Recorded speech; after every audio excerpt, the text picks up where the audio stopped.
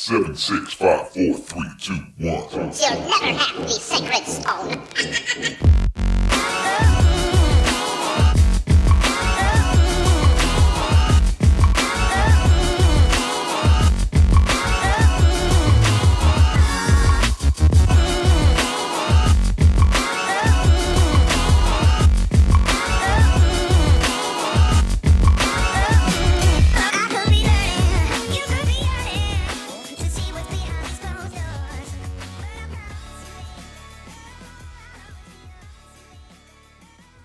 All right, and welcome back to another edition of the Vegas Squares podcast. We are back in studio, and it's been a little over a week since our last episode, but we figured a better time as any to come back. It is PGA Championship week starting tomorrow, because today's Wednesday. I got all my days. I've been on a cruise. Days don't matter. Time doesn't matter. What a rough life going on a cruise. Yeah. We went to Alaska. It was really, really cool. I wouldn't say I was not excited for the cruise, because cruises are cool, and I was excited. Yeah, lower expectations or whatever. But the expectations I had for the cruise and for Alaska itself were totally shattered. Nice. Yeah, for sure. But so that voice you hear, that's Token Tony. He's back with me in the studio. We are talking PGA Championship week, and a little bit later in the podcast, we will have Chris the Commish Moon to talk about baseball. We're about a quarter of the way through the baseball season. He'll hop on to update us from us. I'm sure he's at a sports book somewhere. He'll hop on to talk to us about how baseball's going.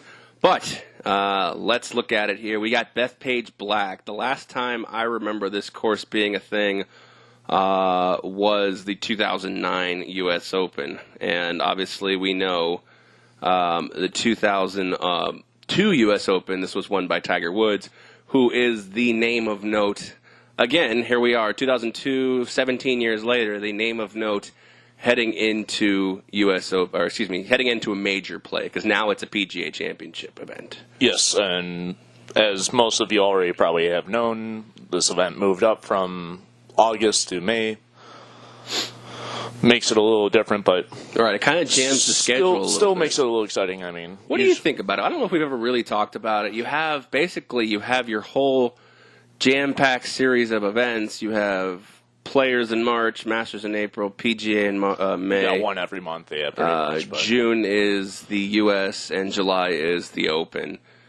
Does it make you watch golf more or less throughout the course of the year? Depends on what kind of viewer you are. I mean, if you watch the majors and all that. I'm speaking specifically just to you. To me, I watch a lot of golf, so. Okay, but I mean, having that PGA in August, to me, I'm probably in the middle ground, the no man's land between avid golfer who watches every week. Mm-hmm. No, the avid golfer who watches every week, and the casual fan who tunes in from the majors. Because I'll watch a few of the other tournament events. I liked watching the Players and stuff like that. And well, not only that, I liked watching the matchup. What was it? The Zurich WGC matchup. Yeah, the matchup play. But I'm talking about where they paired together. The Zurich Classic, I think it was. Yes. In New Orleans.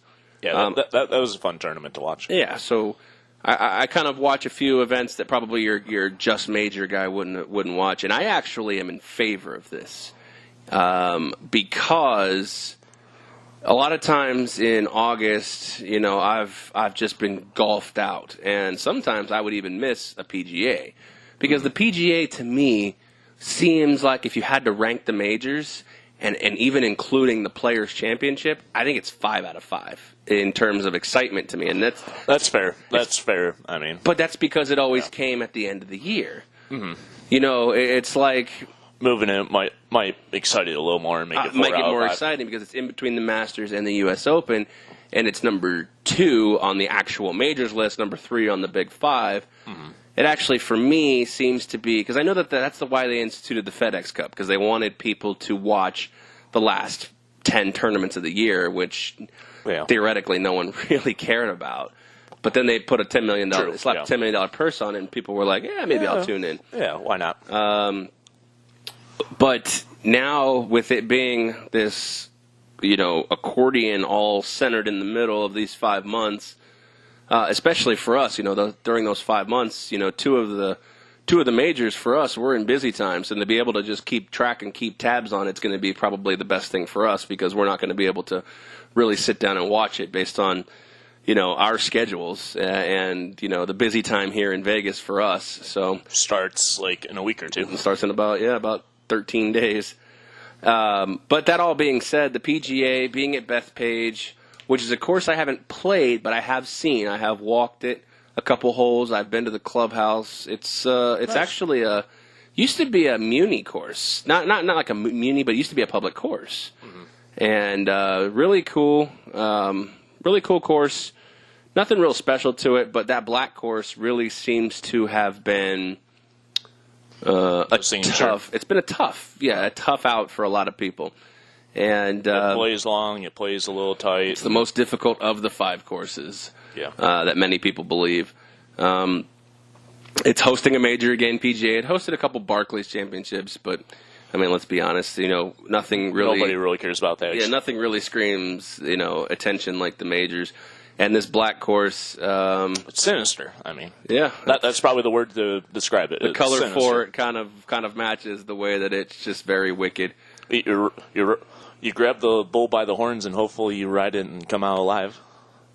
That's a good analogy, I guess you could say. So, we talk about it. Tiger won this event in 2002. He was the only player who broke par during that tournament. So that should tell you a lot of things. That's not necessarily the case, for every time. Yeah, I mean that people have come out on this course.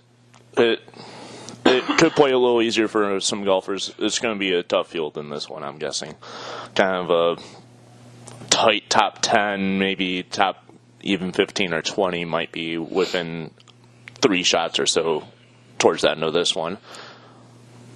All right, so let's thank the sponsors, because I'm getting rusty and I haven't done that, and we're 5 minutes into the show, and then we'll start talking about winners and everything, because we got a lot to talk about with the PGA. So let's thank the sponsors: 12 Ounce Sports Radio, Vegas Puckline Apparel, ChaiPoker.com, Eric on the Web Productions. There we go. We paid the bills. So let's jump back in here, and let's talk about the soup du jour, and that's Tiger Woods. He's obviously the Masters champ. We know that. It was such a great feeling for him and all of the people who have supported him over the last 10, 11 years since his life kind of spiraled in more ways than one. Yeah, a lot of stuff going on with that, but... Right. So coming in, he is the second favorite behind Brooks Koepka. Now, this has danced around over the last few weeks. DJ was the favorite for a while, then Rory. Both still playing really good golf. Yeah. Looking at it right now, what do you think about, not necessarily if you're not necessarily saying I'm going to bet him, I'm not going to bet him, but what do you think about Tiger Woods coming into Bethpage Black? It's a course that he used to dominate, a course that he would have shots gained against the field without a doubt.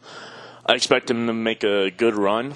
I'm not sure about when, though. I don't have a bet on him yet, but that could change maybe after the first or second round, but I'm not going to bet him going into the first round as of right now. So the field is an interesting field. We have, obviously, you're going to have your normal names, like looking at the tops, you have Rose, group here: Koepka, Fowler, Woods, Rory, DJ, Fowler, Day, Finau, Rahm. Rose all the way down to 22-1. A lot of people, especially the books. One name out of the field, though, that's pretty top was Justin Thomas, though, not playing this week due to wrist injury and other stuff. Yeah, for sure. I mean, but you have anybody who won the PGA Championship. You have the last 5 Masters Championships, which was also Tiger Woods falls into both. The last 5 U.S. Open champions, which the only one who doesn't fall into the previous categories was Dustin Johnson. Last 5 British Open, who doesn't fall in is Zach Johnson, Molinari, and Hendrik Stenson. Last 3 Players Champions, Webb Simpson, Siwoo, also get into this. Mm-hmm. And anybody who finished top 15 in last year's PGA Championship. Pretty much, yeah. And then you have the top 70 money leaders who haven't won anything towards the mid and towards the backside between now and last year's PGA or Players Championship, excuse me. And so and then you've got fuckface Alex Noren. And then you have a bunch of invites. So it's a huge field. A really, really, really big field. Yeah, like a field of like 128 or something like that. Something crazy. We got, let's see, I got it right here. No, it's bigger than that. It's 120, 126, 136, 156. Yeah, 156 people are in this field. And on mybookie.ag, you can bet any golfer that you want. Any golfer. Yep, they have all 156 up. Wow, who's the favorite? Koepka? On MyBookie, it's a tie between Koepka and Tiger. 8-1? 10-1. 10-1. Wow, you get better odds on MyBookie than you do on William Hill. Well, because they have more of the field on it and all that. It's true, yeah. And who is the absolute nutlow? There's like 4 of them that are like 2,500 to 1. And that's great because the worst you could do. Or actually, there's 20 of them that are 2,500 to 1, including John Daly. Ooh, John Daly. Yeah. Yeah, forget about him winning that Andrew British Filbert, Open. Ryan Vermeer. Excuse me. Best I can get is Mikko Korhonen at 300 to 1 on William Hill. Yeah.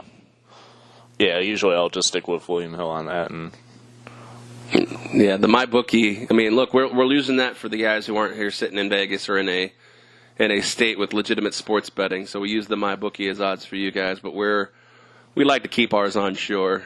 But most of them are right around the same odds, give or take a few points. But yeah, they're not too terrible. Actually, you're going to find probably better odds on shore. But again, yeah, we like to kind of stress safety and security on shore versus. I've had a few issues with some sports books.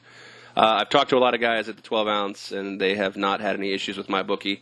Actually, your favorite, Alex Noren's worse odds on MyBookie than William Hill. Fuck that motherfucker. Is your boy playing, Mr. Schwartzel? No, Schwartzel is not playing. What a bummer. Louis is though, but Louis I'm not taking him.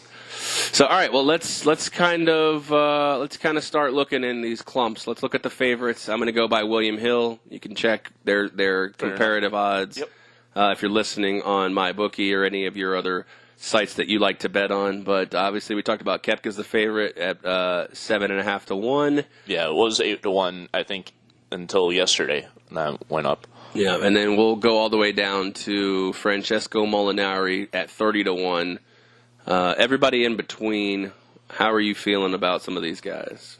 For the players in the top, there's only about 2 I would take, and one would be Ricky Fowler at 16 to 1. Another one, I don't like the value on it, though, would be Rory McIlroy. He's got the distance and has been playing pretty decent as of late, and just his name makes it a little worse odds than probably what realistically it should be. Yeah, Rory's he's playing strong. He's just not getting it quite there. Yeah, well, he had a T10 in Bethpage in 2009, and he only has one not top 10 finish in stroke play events in the PGA this season. I mean, that's hard to do. Yeah. So, I mean, if you're looking at him, matchup plays are going to be tough because of who he'll be paired up against. A lot of books have him paired against Tiger. Yeah, but I mean, and with him being a favorite over Tiger.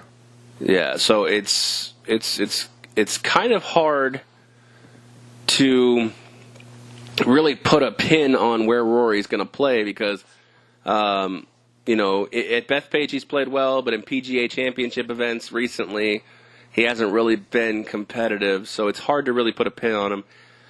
I like to look at him more in the T10s, T20 kind of ranges. You might have to pay a little juice for that, but yeah, you're probably going to pay a decent amount of juice. But yeah, I could see a T10 for sure out of Rory, and you might be able to get it at minus 120 or something like that. Yeah, for sure.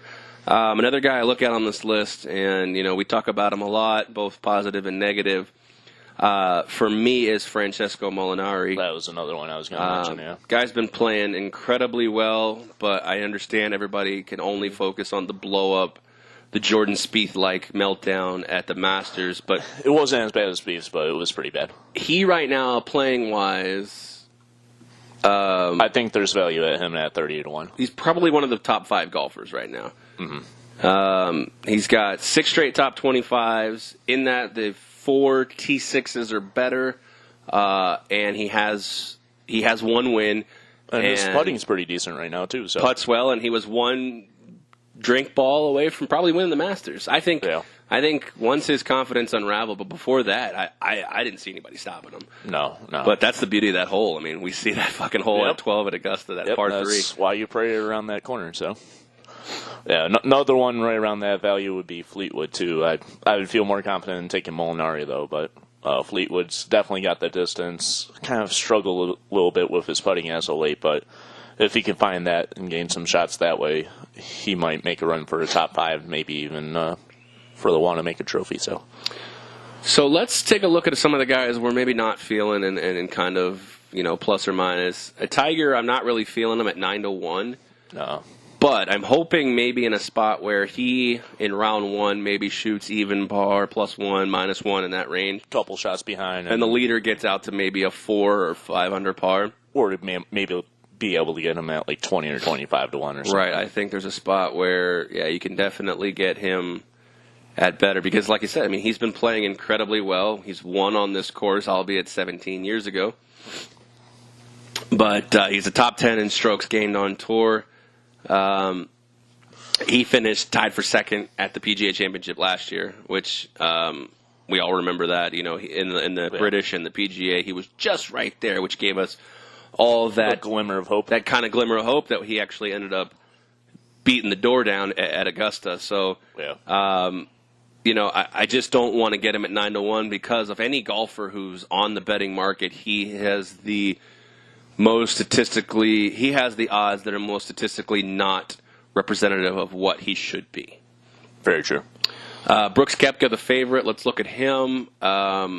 He's been playing like the hottest golf of anybody on tour, and that's why he's the favorite. I mean, and he's the defending champion as well, albeit in August and albeit at another course. But you can't really count out a difference. Brooks Koepka. Yeah, absolutely. I mean, in majors that are not Augusta. The door's favorites and everything. Yeah, the door's wide open. Everything changes. Unless if you're Tiger Woods in his prime, then maybe not. But then it was you versus the field. Jason Day, winner in 2015 at a PGA. He's got 6 Wow, this is going to be hard to say. 6 straight top 20s, 3 top 10s, and a victory in his last 6 years. He's also actually having a pretty good season this year, and he's only missed 1 cut.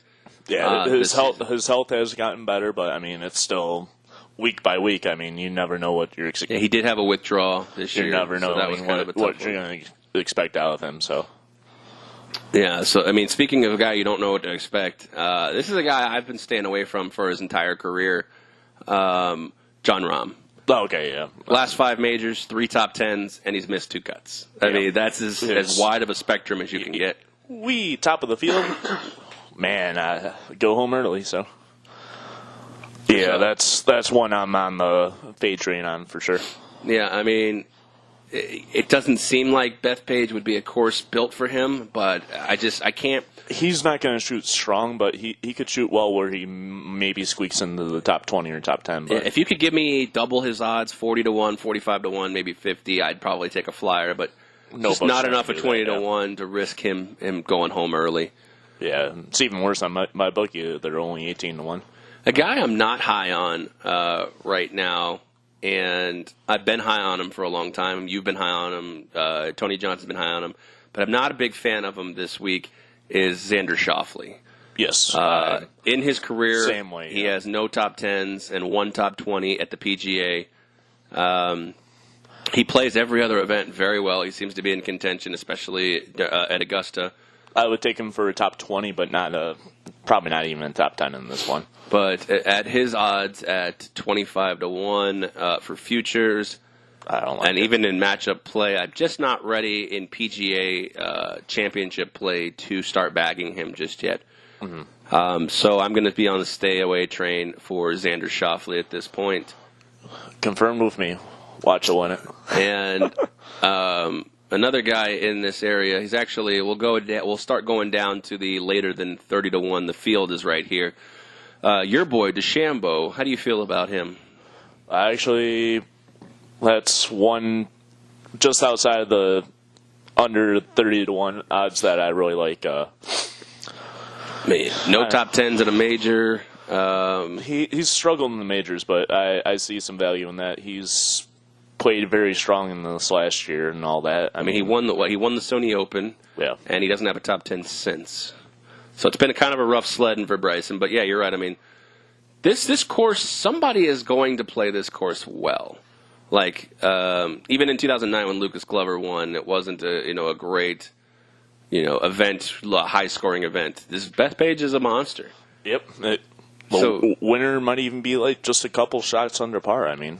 Well, theoretically, like I said, playing even par for the first 2 rounds to see where you got to do might be better than trying to go for it at that point. So yeah. Another guy that Tony Johnson likes to ball wash. I'm not a huge fan of him right now. Hideki Matsuyama at 50 to 1. I don't like him on this course, though. He's top 5 in 2 of the last 3 PGA Championships, but yes, I do not like him in this course at all. His putting has just been erratic, yeah. And I think you're gonna need to make putts because you're going to have a tough time getting onto the green.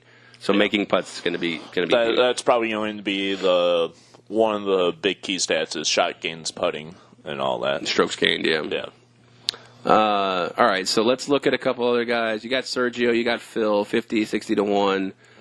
I've got no interest in betting them. Jordan Spieth, a lot of people are. I see a little value in Phil if you think he can gain quite a bit of shots on the field putting.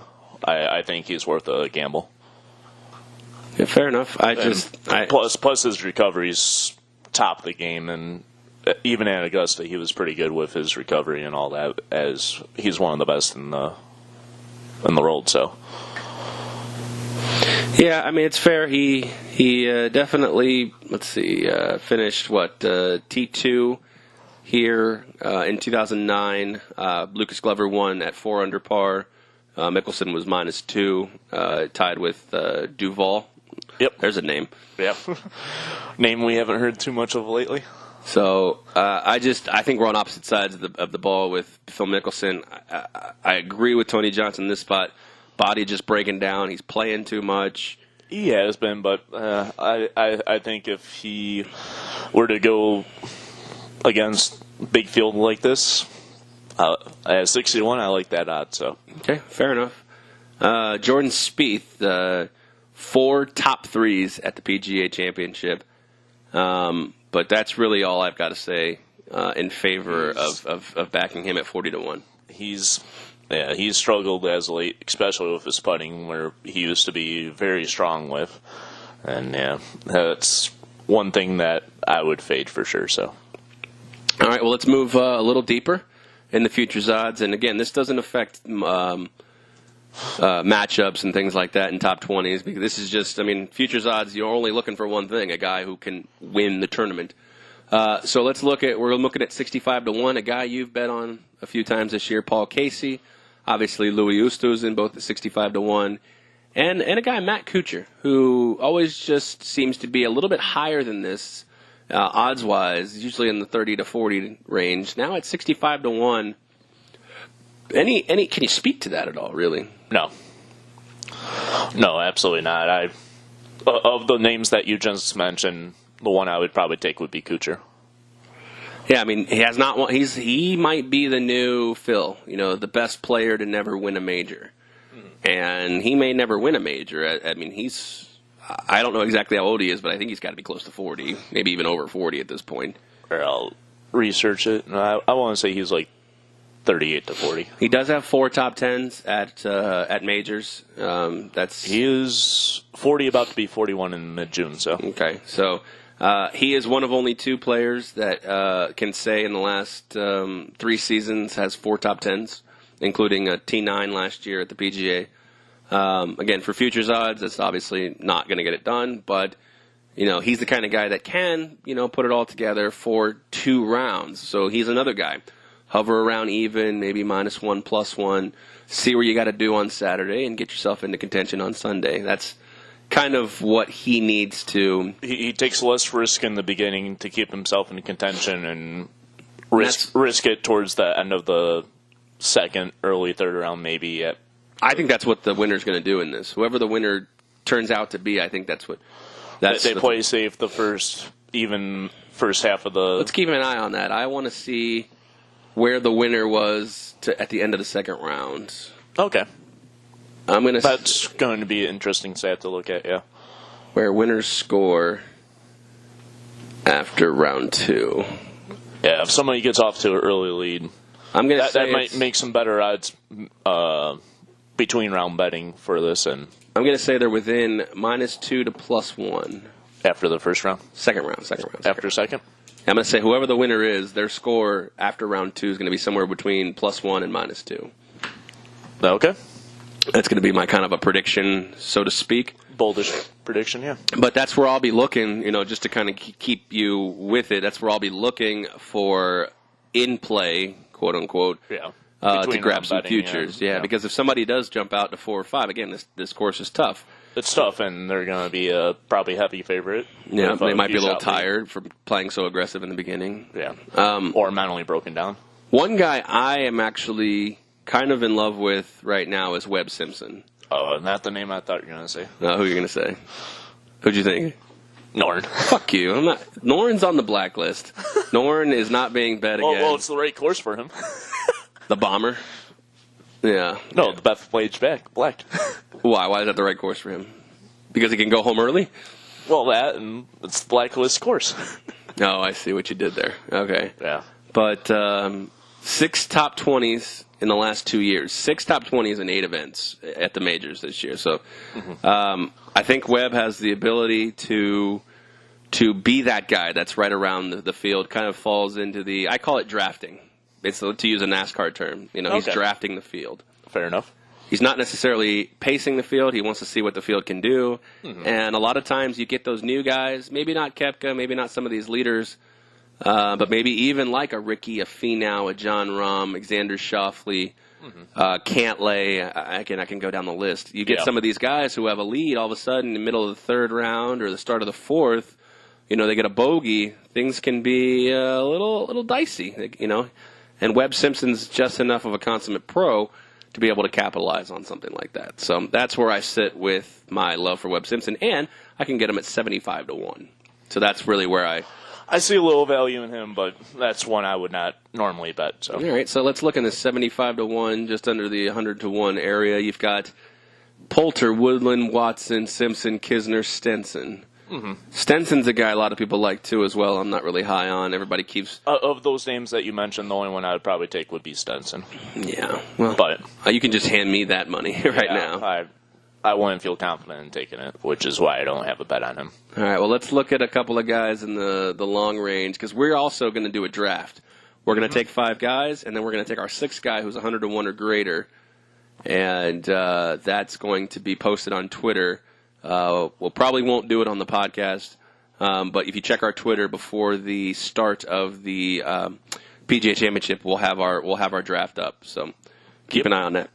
So start thinking about who you'd like for your 100 to 1 guy or greater. Obviously, your boys there. Take multiple, yeah. You can take as many as you want. And cut rule for this one: top 70, including ties, make the cut. Only pretty one standard. Cut, yeah. Standard except for the Masters. The way our draft is going to go, if you're not familiar with, we've done them before. You draft 5 guys. You draft a 6th guy at 100 to 1. Best combined total lowest score is going to win. If your guy misses the cut, he automatically gets 16 added to his score. 16 over par, yeah. 16 over par added to his score, which is basically the equivalent of +8 per day. And lowest score wins. Lowest score wins, and if you pick the winner, extra $5. $20 bet, extra 5 if you pick the winner on your roster. So, what do you like out here? Because there's going to be a lot of guys in this area. You said we talked about Billy Horschel, Charlie Hoffman, Si Woo is another guy. Sung Jae Im. You two Tonys have been talking about him. Lucas Glover, former champ. Yes. Defending champ, I guess you could say. of this course in majors. And then we got our boy Cockrack, 150 to 1. Cam Smith, another guy that Tony Johnson's high on. Snedeker, even. Jim Furyk could have another Players' Championship run. I doubt it. I mean, but he's been playing pretty decent. He just doesn't have the distance, I don't think, for this course. So you got Fuckstick Norin at 200 to 1. The names just keep on getting better. Kevin Na, 200 to 1. Matt Wallace, Thomas Peters. One of my favorite guys. I call him the Alphabet Man because I feel like every single letter is in his name. Kiradek Barnrat, 200 to 1. Man, how far has Jason Duffner fall from grace? CT Pan at 200 to 1. Yeah, a lot of guys in this area, all the way up to Champ. Joel Damon, our boy. Yep. Cam Champ, all the way down to Chesson Hathley at 300 to 1. So, all right, your long shots, what are you looking at, thinking about for your draft? I already have a few bets. I took Hoffman at 150 to 1 already. Okay. I do like Sung J M, but don't have a bet on him. Or Cockrack. Okay. Don't have bets on those yet, but probably looking to see if you can get some value on those. Yeah. I do like Matt Wallace at 200 to 1. I did take him already. Kevin Na I like at 200 to 1, and Eddie Pepperell. Okay. I like him. Don't have a bet on him yet, but that might change by the. Actually, speaking of, you just reminded me. It's been a few weeks, but our NFL draft bet, our prop bet, you had to get 9 out of 16. You actually got 11 out of 16, so you won the $5. Yep. So I'll let you bet my account if there's a guy you like. If you want to go long shot, if you want to go. Let's go with a little longer one. Okay. Let's take Joel Damon. Damon. 250 to 1? I'll split it with you if we hit it. All right, let me go ahead and put that in right now. Why Damon, out of all those guys you just talked about? He's got a decent amount of distance on that. He's been playing pretty decent lately. Putting's been decent, so. He's been getting out to hot starts, I've noticed. Hot starts, yeah. So if he kind of gets more of a tame start on this one, it might be a good thing, so. Yeah, it might be one of these guys where I see him at the plus 1 to -2. Yeah, or maybe if he gets a hot start this one, maybe he holds on to it. But if he shoots about even the first round, I'd be content with that. So speaking of, betting, really, I had to bring this story up because I saw it. You remember the guy who bet like 80-something thousand on Tiger? I figured that's where you're going, but yeah. Did you see that he put $1 million, or what did he put? It's 100,000. 100,000 on Tiger to win the Slam? Yeah, 100 to 1. Thing is, though, if you bet, he should have just rolled it.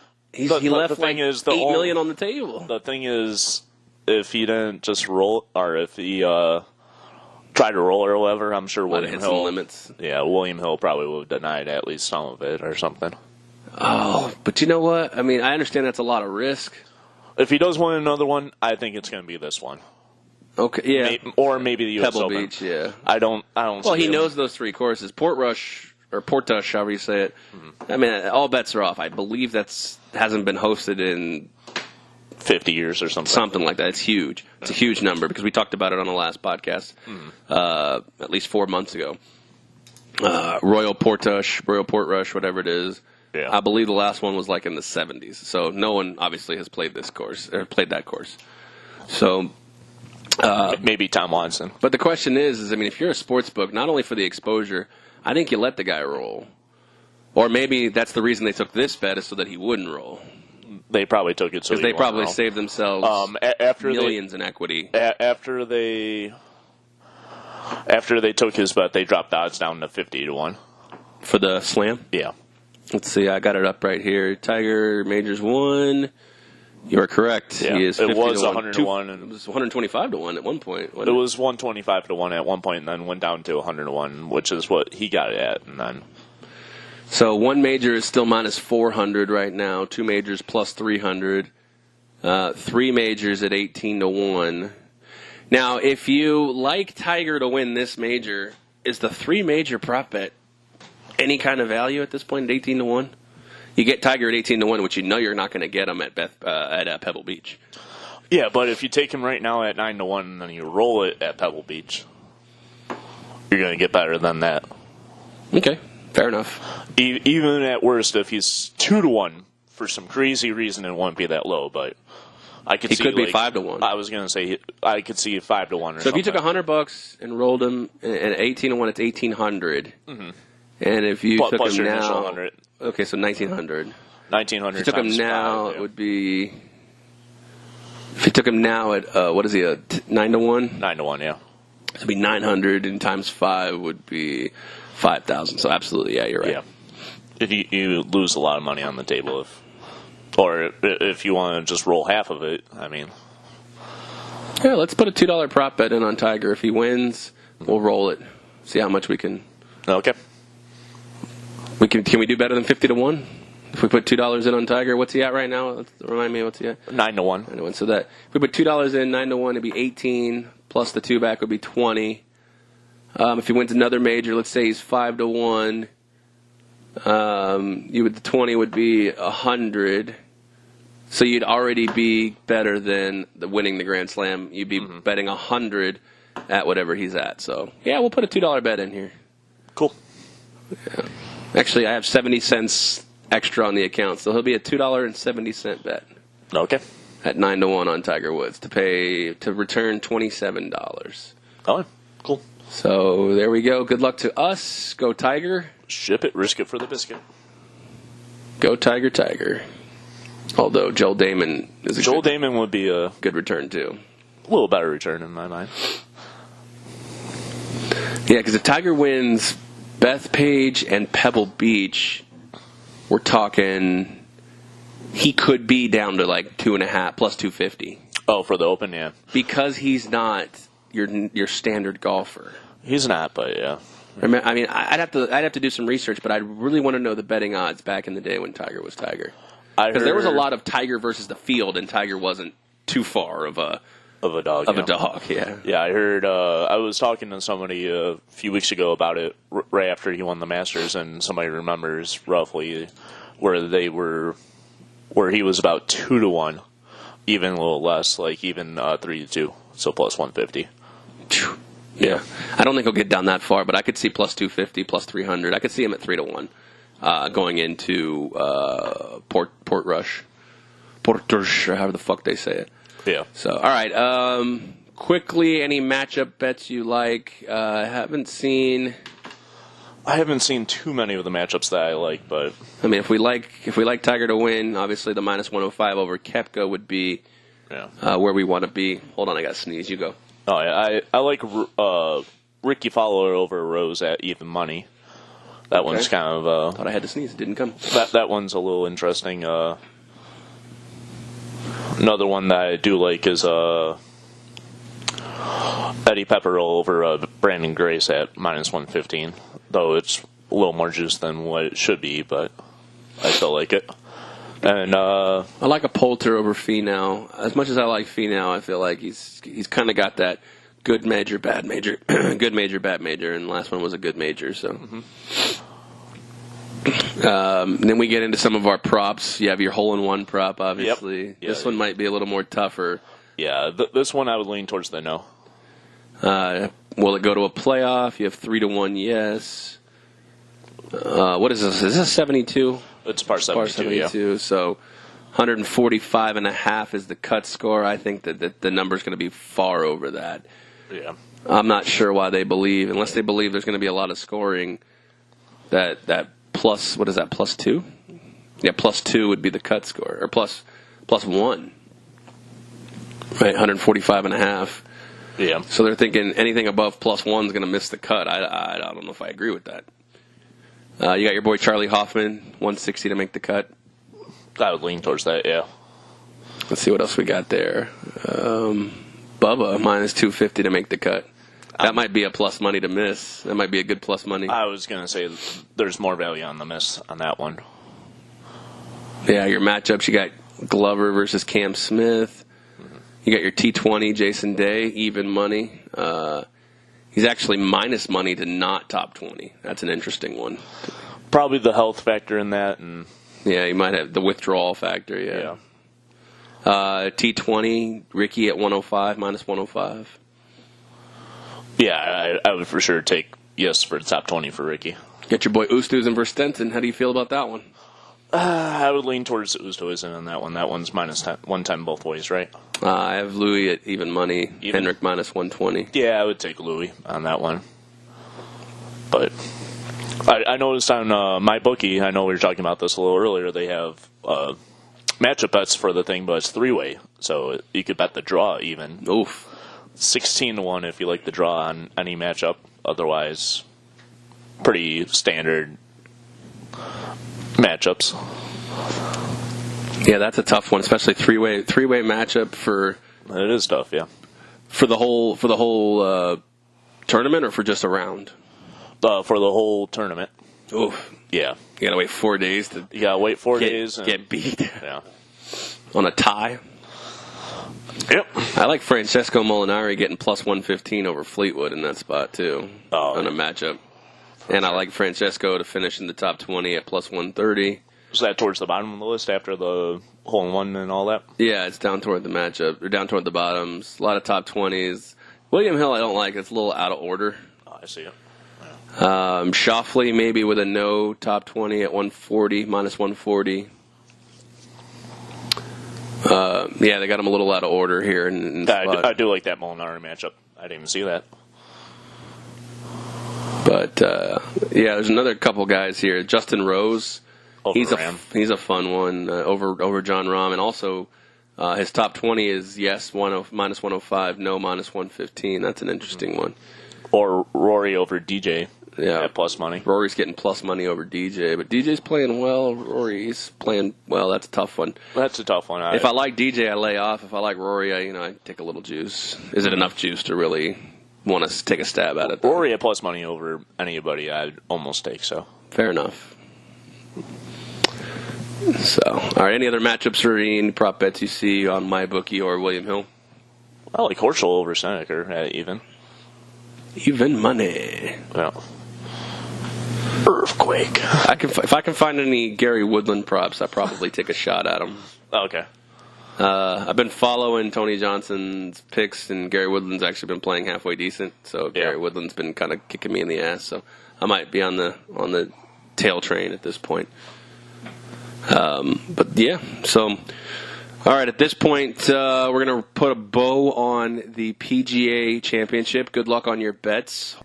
At this point, we're going to go ahead and do a little baseball talk, segue in, bring on the Commish.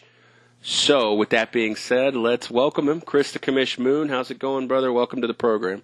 Hey, Aaron. Hey, what's going on with you? Hey, not much.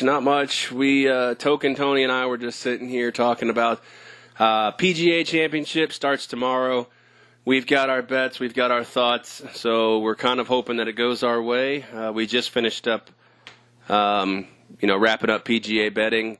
I know you're a golf bettor, and I'm sure you're probably sitting in a sports book somewhere. So you got to give me a couple guys that are on your radar. Well, on my radar, I bet 4 guys to win it all, of course.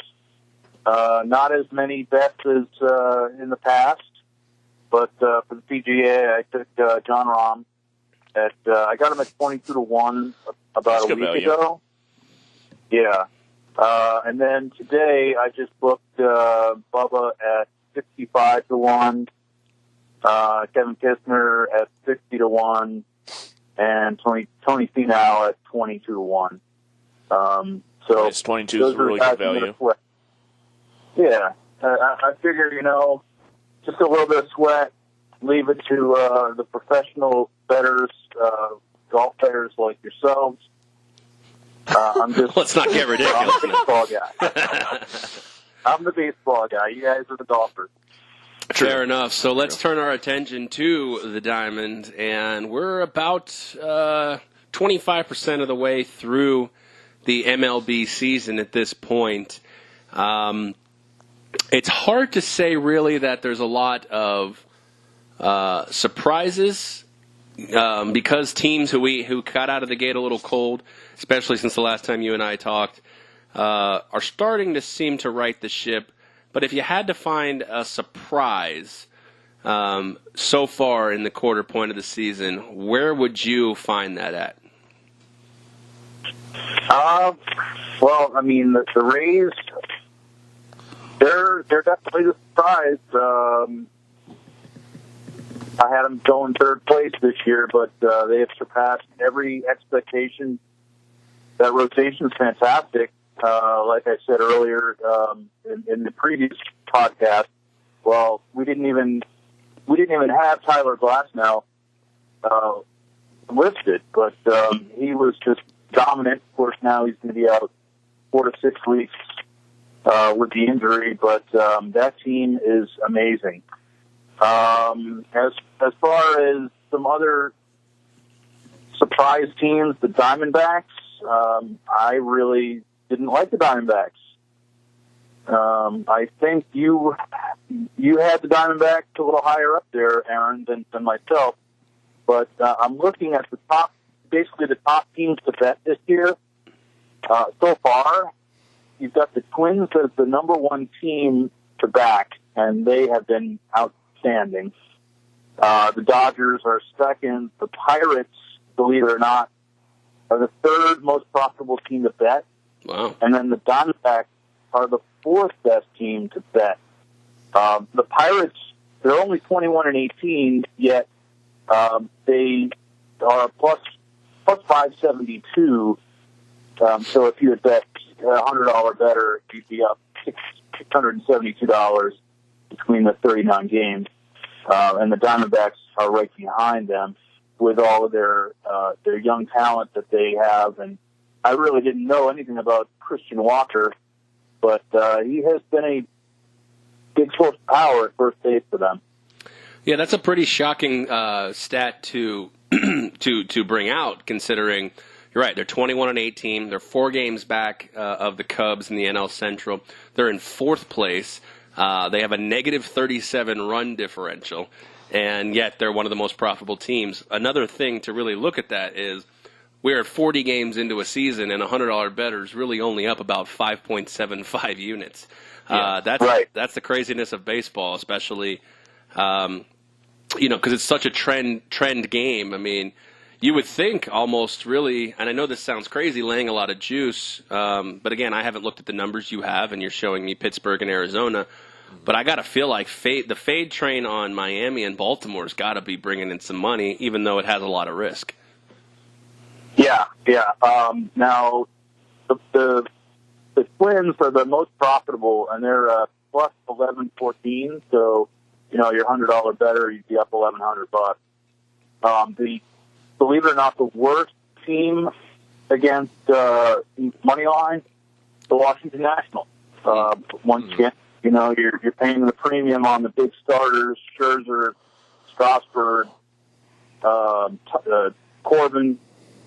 Yeah. They have been, you would have lost almost $1,500 if you were $100 better. Wow. Backing the Nationals. The Marlins, as you said, they're horrible, and yeah, they're the second worst team to bet.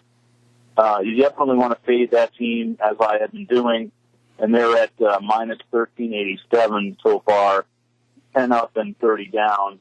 So fading them would put you plus probably a fraction of that. Yeah, I would say a fraction of that, but definitely, they're a good team to take.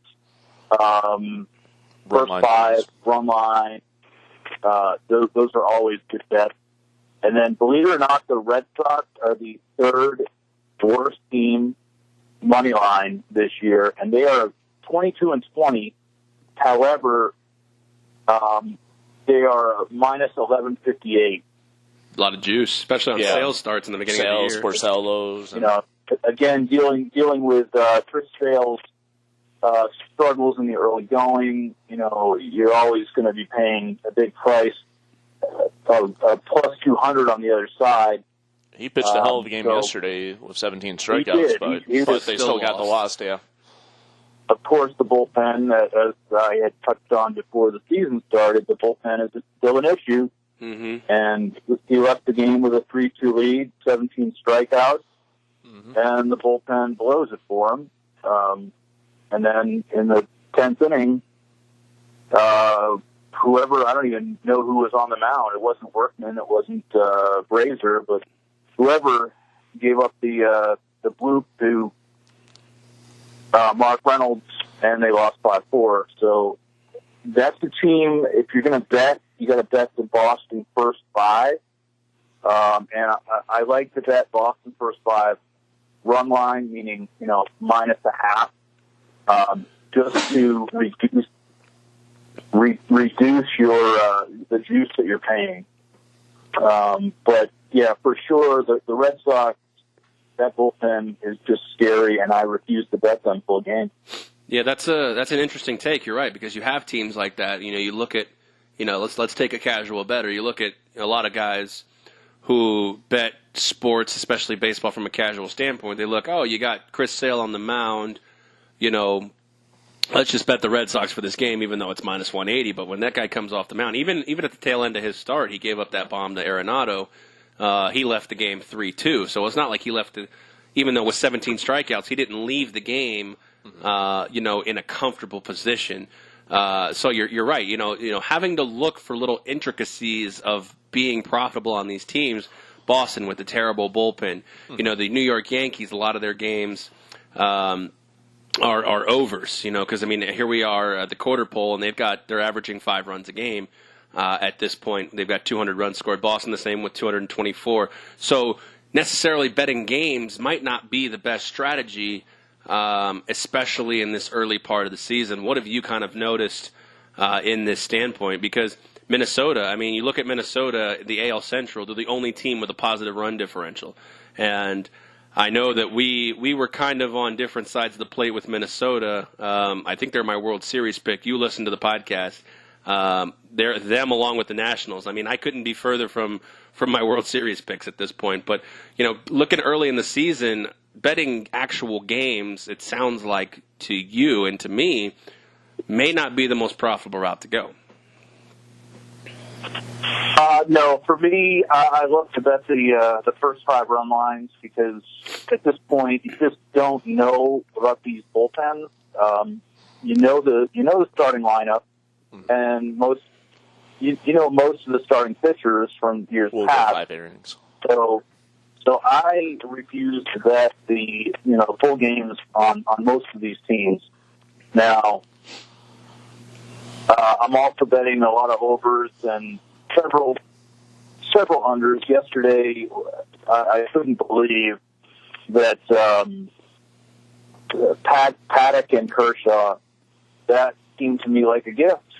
First 5 under 4. Well, that didn't quite work out. I lost that, but some of these starting pitchers have just been dominant. So I kind of like dealing with that. The over first 5 innings. Sometimes you're going to see a differential of maybe it's the total game is 8.5, and the first 5 maybe 5 runs, which seems really, really off. Most of the time the first 5 is going to be about half of what the total is. Right. Mm-hmm. Well, again, you have to look at the starting pitchers, and then you look at their matchup stats, previous results against the opposing lineup, and you find the gems out there. Some pitchers you wouldn't think are profitable pitchers. Well, for instance, Jordan Lyles for Pittsburgh. If you bet him in all of his starts this year, he's the number 1 pitcher with a plus 642. So, and Domingo German or Domingo Herman, I don't know how you want to pronounce that. The Yankees' young pitcher, he's in the top 10 in money and profitable starters. Now, you've got Chris Sale as one of the 3 worst to bet against. He's minus 611. And then to bet against or to bet on? Yeah. You got to bet against them, and that's what people did yesterday. And I was shocked. I had the Red Sox first 5, so I won my bet. But one of the people that I follow actually had the Rockies at plus 211 yesterday, and I was just shocked. But it came in. Then you've got the Marlins starting pitchers always great to bet against the Marlins. Trevor Richards is the worst starting pitcher, or if you bet against him, you would be really profitable. He's minus 800 so far, and the other starter in that rotation is Jose Arena, who is actually pitching today, and of course I'm betting against him today. So, yeah, there's it's a lot of fun. There's a lot of things that you really can look at, a lot of different stats. Look at all the numbers. It's my time of year, man, baseball. Yeah, for sure. And you can follow the Commish on Twitter at NPG Commish. Keep track of his bets and his plays because obviously, you know, every so often it's good to get you on the program, but to keep track of you every single day is much more where it's at because I know that you know, you're sitting in a sports book and you're watching the games and you're studying and you've got the information in front of you. Let's talk a little bit about all the first place teams. Like you said, Tampa Bay, obviously a surprise. And again, I can keep using the word. I'm not gonna keep hashing it. I'll say it the one time now. It is early. We're quarter way through the season. Tampa Bay's been a surprise up there at 25-15. Minnesota, you know, you could say somewhat of a surprise. They're 4 games ahead of Cleveland. But the status quo in the other 4 divisions, Houston, Philadelphia, Chicago, and the Dodgers. Obviously, all 4 are expected to be up at the top come the end of the season, or at least fighting for a wild card. But right now, they're all at least 2.5 or more games above their respective opponents. Are there teams in the East, Central, and West that you can see, I know, again, you can see making a jump? I mean, obviously the one that stands out is Milwaukee, so let's take them off the board. Is there any other teams that you can really see being competitive in these 3 National League divisions for the division? Well, yeah, you certainly you got to put the Cardinals in the conversation. Carlos Martinez is coming back very soon. I think this weekend he's going to make his season debut. They're going to put him in the bullpen, which has been a big problem for the Cardinals. You know, he used to be a great starting pitcher, but he can't seem to stay healthy. And they're easing him back in. They've got Jordan Hicks at the back end. But if you put Carlos Martinez in there, it's going to certainly help that bullpen. I really love the offense. The entire lineup is top to bottom, just fantastic. Even Dexter Fowler has found the fountain of youth. A couple of years ago with the Cubs, he was pretty good. Last year, he was awful. Well, I heard something a week or 2 ago that he said that his wife had him, you know, start drinking coffee, and that has brought his focus back. And he's been sharp. He's been on it, and he's hitting over 300. So, you know, that's one player that they really need. The only issue they have is their right fielder. And now I forget his name. He played some first base last year. Jose Martinez. I think it's Jose Martinez. He is not a great defensive outfielder, but the guy can rate. So, you know, with Goldschmidt, DeJong, and Colton Wong, very, very sharp infield. Great team. You got Yachty behind the plate. So, yeah, I would say put the Cardinals in the mix. I still don't like the Cubs. I know everybody does, but I'm anti-Cubs as well. Scares me. Yeah. He scares me. He's pitching again today, and I'm on the fade. I'm taking the Cubs just because they're on fire. But this guy is just scary. He walks too many guys. He gives up homers. But the Cubs' offense is really strong. He's like a walking liability. He is. He's a walking liability. Yeah, I mean, Token. You look at this. I mean, obviously the Central, we can see it. 4 teams separated by 4 games. Yeah. No other division in the NL has that. No. But let's break away, Token. He's talking about the Central. The East is really where I'm curious because Atlanta was a darling last year. They were. The Mets right now are hovering around 500. Philadelphia, even though, Token, their record's 24-17, I'll pose this to both of you, Token, I'll let you go first. Mm-hmm. Even though their record's 24-17 and they're 3.5 comfortably ahead of Atlanta right now, to me, they don't seem like a very the juggernaut team we expected when we saw all the free agent signings. Very true. And the trades. In my mind, if one of those 3 teams were to win that division, I would lean towards Atlanta right now. I think top to bottom, they're the better for the whole season team. Their hitting's decent.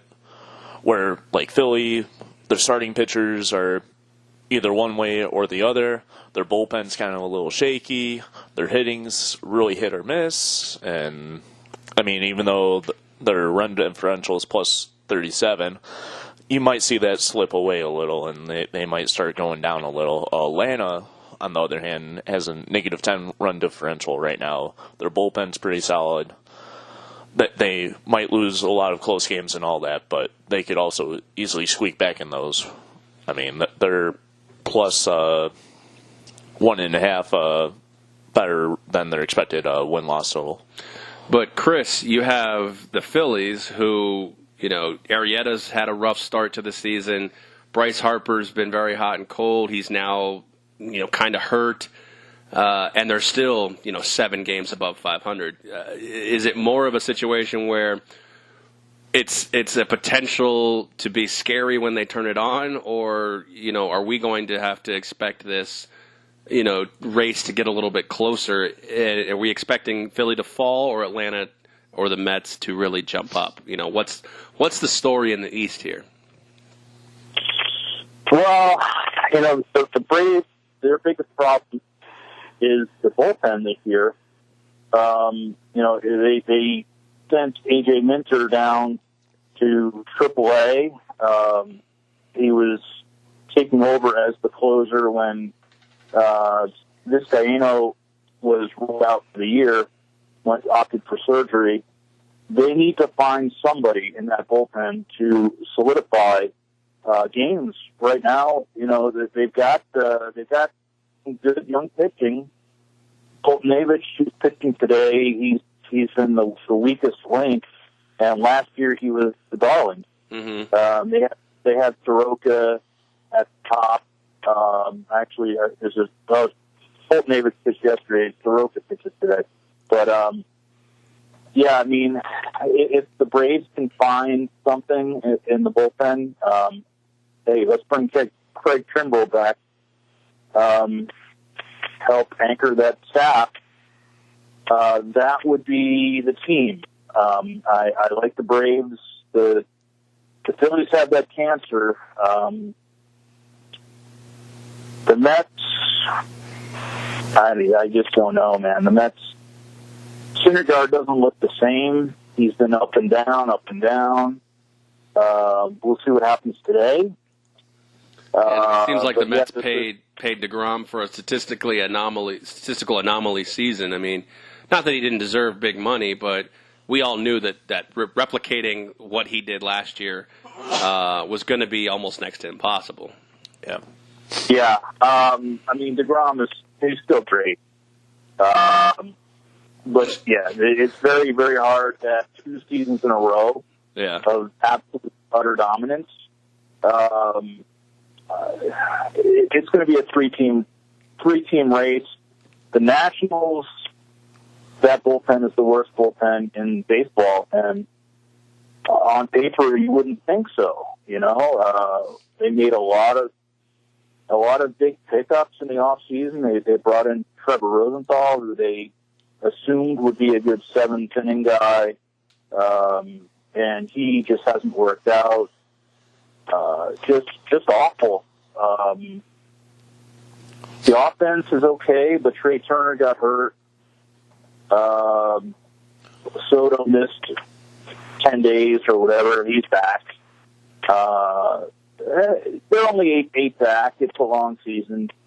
The top of the rotation is still great, but you're throwing Anibal, or as I like to call him, Animal Sanchez. And Jeremy Hellickson as your 4 and 5. That's kind of scary. Well, in fairness, regarding the Nationals, Nationals, if anybody's out there watching the Mets Nationals game today, it's Trey Turner bobblehead day. So if you'd like to grab me a Trey Turner bobblehead, hit me up on Twitter at Vegas Squares. I'll DM you my address. So I just happened to see that when I was on the Nationals webpage. So go ahead.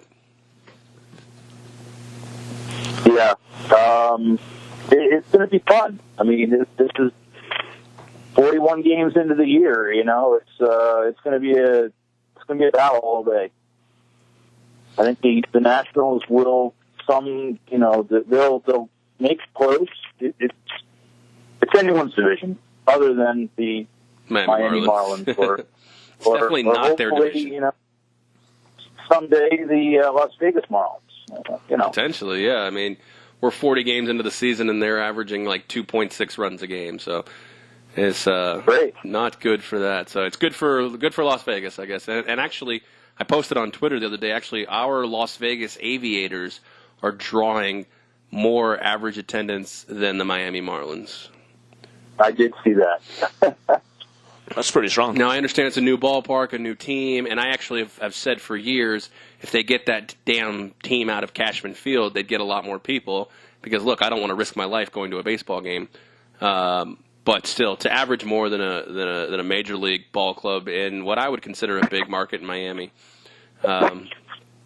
is a little embarrassing. You got to be embarrassed if you're the Marlins and Derek Jeter. But all right, let's move into the West and wrap up the NL here. The Dodgers just seem to be the juggernaut. I mean, every year they Kershaw gets older, he gets weaker.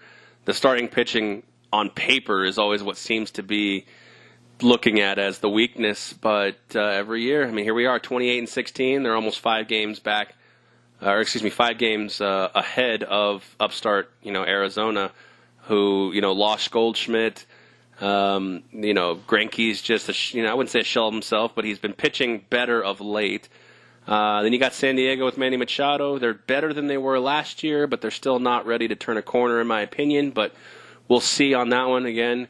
And then you got Colorado, who, yes, despite the extra inning win last night, after Chris Sale fanned 17 of them, they're kind of middling in 4th place. It seems to me in this division, it's the Dodgers, and then everyone else. It's like the Dodgers. It's like in school. The Dodgers are an A, and everyone else is like a C+. Yeah, I can agree with that. The Dodgers, that lineup is great. The Diamondbacks, they've got a lot of holes. Christian Walker has been a big surprise. Now, as I said in the preseason or in the previous podcast, the Padres were my darlings, and they lost Fernando Tatis for about the last 2 weeks, and they're treading water. They're 22-20, but once Tatis Jr. comes back, Manny can go back to third base. Hunter Renfroe, Franmil Reyes has been a massive power source. The bullpen is very good. The pitching staff is young, and these guys are going to contend. I said it before. I'll say it again. They are going to contend for a wild card. This year is going to be very fun to watch. Everybody, there's no real runaway team. The Dodgers, of course, the Dodgers are probably the only team that will run away from the division of the 3 National League divisions. Yeah, that's a good assessment on that one for sure. Yeah. Rockies still have the pitching, and they struck out 24 times yesterday. Yeah, that's tough to do. But I mean, you look at them like again, they're 500. They're playing in tight games. The run differential is only 4 at this point. So you wonder really if like you said, that starting pitching, Freeland was expected to really anchor it. They just haven't found the pitching. But I mean, that lineup's a tough lineup. You got Arenado, you got Blackman. You got guys that can definitely put runs on the board, very, very easily. It's just, something just doesn't seem to be clicking. And the problem really they're having right now is their home field advantage is not an advantage to them right now. And that's where they've got to turn that around because the Colorado Rockies, to be successful, have to be dominant at home because they have to take advantage of living in that area, playing at that ballpark. Otherwise, they're not going to be as effective. I mean, Trevor Story's another guy. Ian Desmond's got to step it up. I know that he's a guy who's relied on, who's probably taken a giant step back the last 2 years. He's got to see if he can find himself. But they definitely have the power in the lineup. They're the team out of the 3 of those that, again, and they were the wild card last year, along with Arizona. They're the team of the 3 of those C-plus teams. I think that once they can turn it on, I think that's the team. Get the pitching right. They're playing close games. If they can start getting the ball to bounce the right way for them and get back to winning ways at home, I think that's the team. Again, no one's really going to challenge the Dodgers, but if we're looking at wild card for this division, I like my bets on Colorado at that point. All right, so let's look. A couple of players of note, kind of been interested in, looking at. The first one I look at is obviously Mike Trout because, after signing that big extension, many people scratched their heads. Is he all about winning? He seemed to be all about winning, but now it seemed like it was all about the money. It's really hard to kind of gauge that because Mike Trout really doesn't give us a lot in the form of interviews. So playing well, not playing. He's playing Mike Trout baseball, but the Angels are still kind of a middling team, not really a real threat in this division, unless you disagree with me. No, I don't disagree at all. The Angels last night they made a decision. They shipped out Justin Bohr, or they optioned him to AAA. So with Ohtani back, they're going to let Albert play at first base. I don't know how well he's going to do there.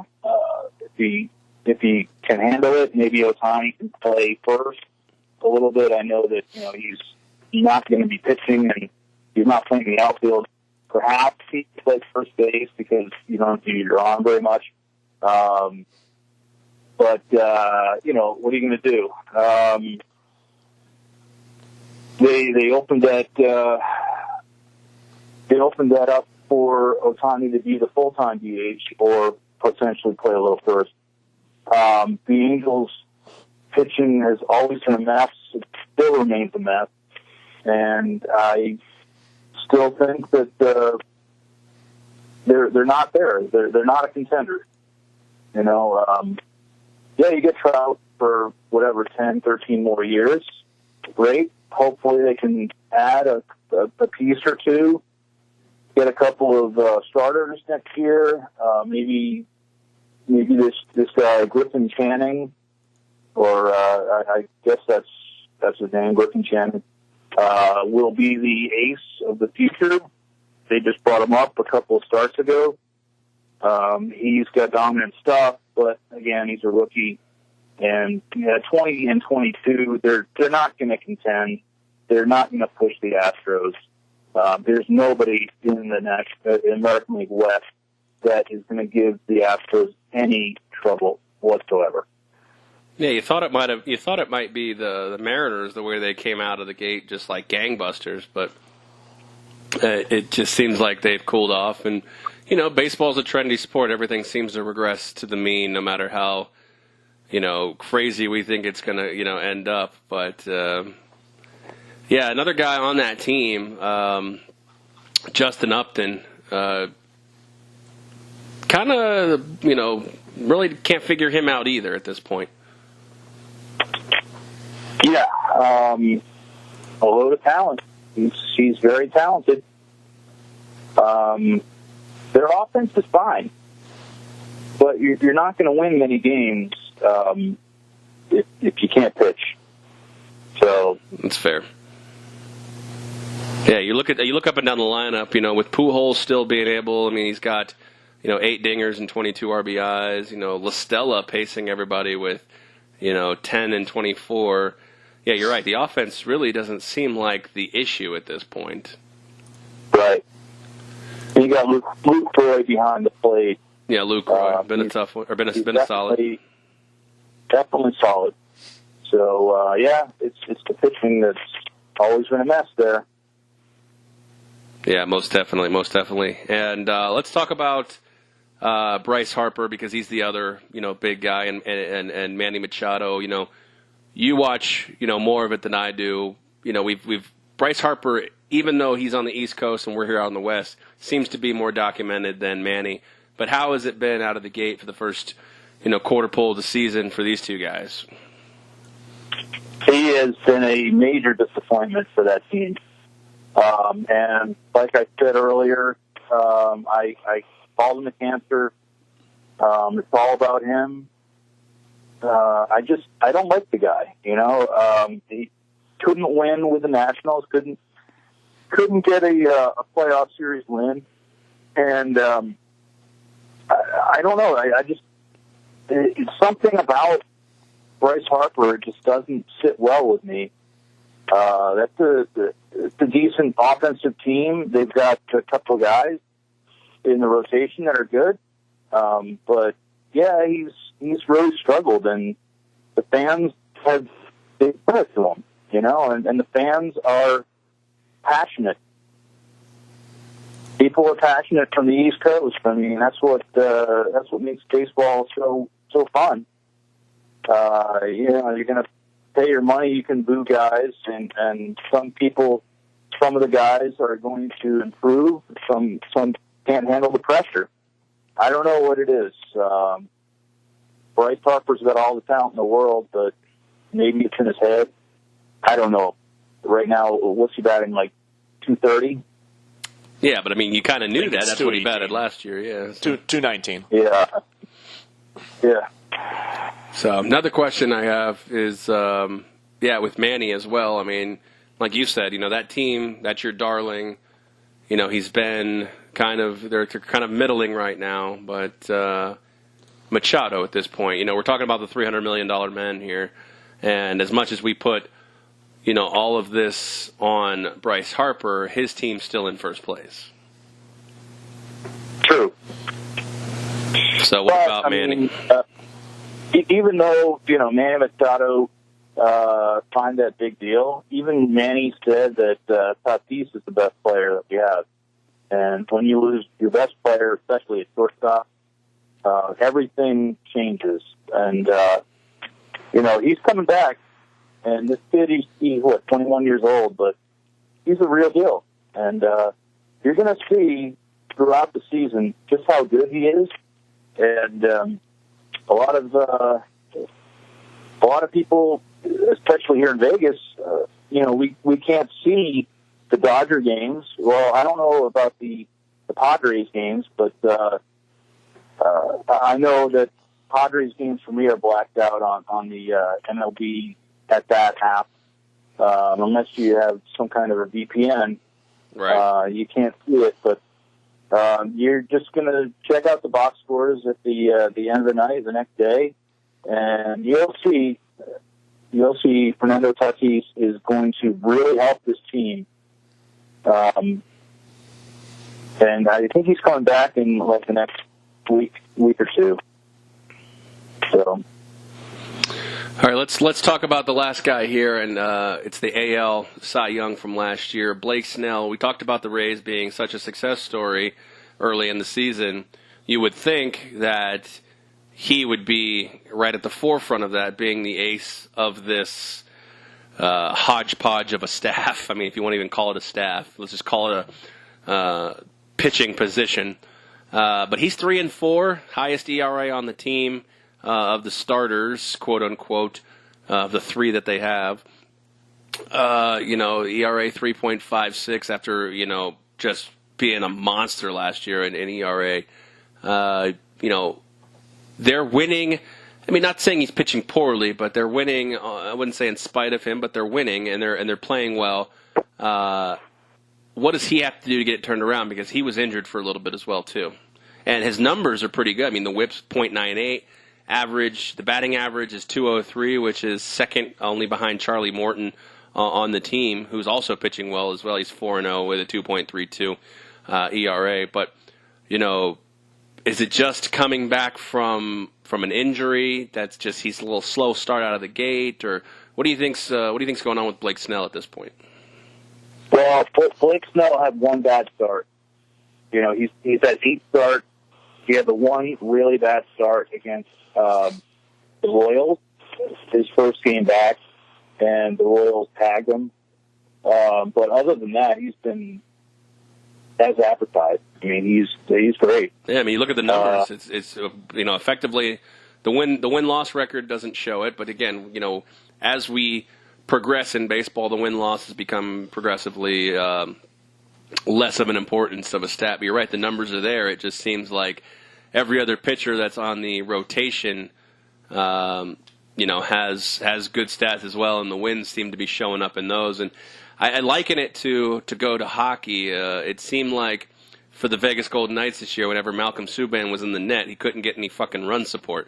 So is it maybe that those kind of things, again, diving deeper into the stats, is maybe something like that, run support or bullpen support, that's making Blake Snell's win-loss record a little bit more skewed than his actual performance?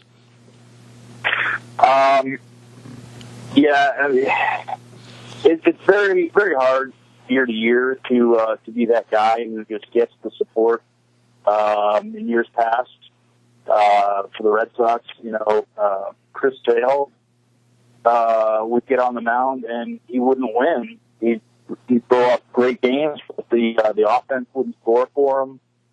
Same thing could be said for Max Scherzer. Right. Kershaw's another one. Usually, your ace starting pitcher, they're going up against the opposing ace, and so you're going to see low-scoring games. I'm looking at Snell's 10-game log this year, and the Royals smashed him that one game on the 1st of May, 3 innings and 7 runs. And that was the first game back from his injury. And the game before that, he only lasted the 3 innings, and I think that was when he was hurt. So, but other than that, I mean, against Arizona, 6 innings, 1 hit, 12 strikeouts, just amazing. Or no, he had 9 strikeouts in that, and then against the Yankees, this was it was a better line than what he ended up with. The defense let him down in that first inning. They lost 7-1, but he only gave up two runs, and they really shouldn't have been earned, in my opinion. There was an error that cost him. They were down 2-0 at the end of the first inning. He struck out 12 Yankees in 5 2/3. So I can't say that Snell has been bad. Glasnow has been the ace this year, but now he's hurt. And Charlie Morton has just been amazing. You look at his, like you said, 2.32 ERA with 61 Ks in 50 innings. That's really, really good. Right, yeah, and especially if they make it to the postseason, which will be my follow-up question, they have a really good 1-2-3 punch going into postseason play. But, yeah, going with that AL East theme, they are now officially 1 game ahead of the New York Yankees, who got off to a slow start, have battled through, I think, an injury at every position to their major league player, it seems like. That coupled with Boston, the AL East after the first week is seeming to shake itself out. Tampa Bay, 90-win team last year. It's not too much of a shock that here at this point they're in the mix, leading, but again only by one game. Can you see, again, taking your prediction out the window, just what you've seen in the first 40 games? Can you see Tampa Bay holding on to this division? I don't think they're going to hold on. The Yankees, yeah, like you said, they're getting all their players back. Yankees rotation is still a question mark, but the position players are coming back. Hopefully Aaron Judge will be back soon, but with the oblique injury, that tends to be a very long-term injury. Stanton, it's amazing to see the Yankees with all of the patchwork that they have in the outfield. They get Cameron Maybin off the scrap heap, and he hits 300. Yesterday they just traded for Kendrys Morales to bolster first base DH. Mm-hmm. He was let go from Oakland. But yeah, the Yankees and the Red Sox, they'll be there at the end. There could be all three teams in the American League East in the playoffs this year, which is very, very hard to do. It is. You're absolutely right. Yeah, there's been talk, especially lately, that the AL East could put all three in, and the NL Central could put all three in as well. So, be interesting. Yep. I don't know if in history, I'd have to look back if there's ever been a season where the two wild card teams were from one division in both leagues. In the same area. Yeah, that's going to be. Yeah, I don't think so. Yeah, so that'll be an interesting one as well to keep an eye on. The AL East is always, a fun division. Which, if that would be the case, it would knock Cleveland from this pedestal if they're not able to hold on against Minnesota. Which could be the case. Which could be the case. Yes, absolutely. So let's revisit. How are our World Series predictions looking at this point? All right. So, in the preseason, I had said it was going to be Brewers-Yankees. I'm still standing by the Brewers. They brought up the second baseman, and I can't pronounce his name. It's like Kura. He's a young guy. Seems legit. Yeah, he's the second baseman of the future. They brought him up now. Travis Shaw going to the injured list. Moving Mike Moustakas back to his natural position at third. As I had said in the preseason, the one issue I had with the Brewers was their middle infield defense at second base. Well, this kid, he can play. And when you put Moustakas back over at his natural position at third base, Jesus Aguilar he started off very slow, but he seems to have found his power stroke, and he's hitting the ball.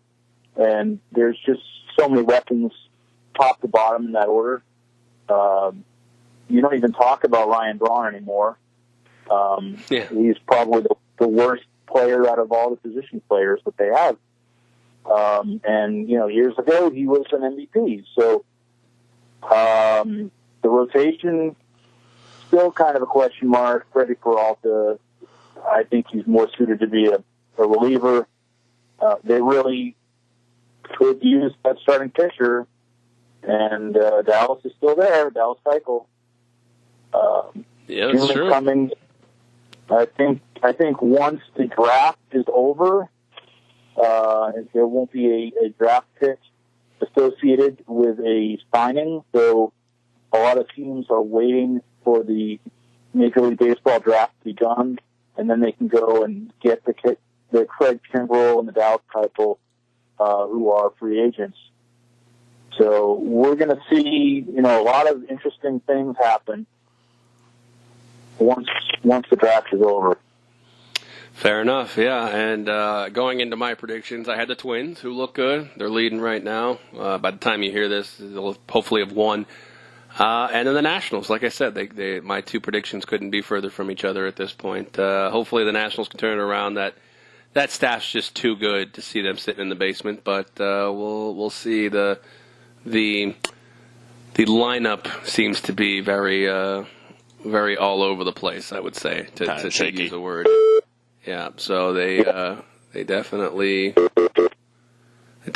are probably. I don't have high hopes for that unless a huge run comes, and hopefully it's at the hands of Bryce Harper. That would be kind of a bittersweet moment. Kind of one of the reasons I really picked them to go to the World Series. So, Token, if you'd like to give us a World Series prediction to keep track of this year. Okay. You get a 40-game head start. Yeah, I'm on one side of the ball as Moon. I do like the Brewers in that. I believe all around they are pretty good if they can. But we didn't talk about Chris's other prediction. He had the Yankees, if I'm correct. Yeah, he said that. Oh, he did? Yeah. Okay, I must have. Oh, yeah, we did talk. We did talk about it. My bad. Yep. I'm drunk. And then out of the AL, I like the Astros. I think you just top to bottom, their starters are really good. Their bullpen's pretty solid, and even their hitting's pretty all around good. So. Yeah, Brew Crew in Houston would make for a fun series.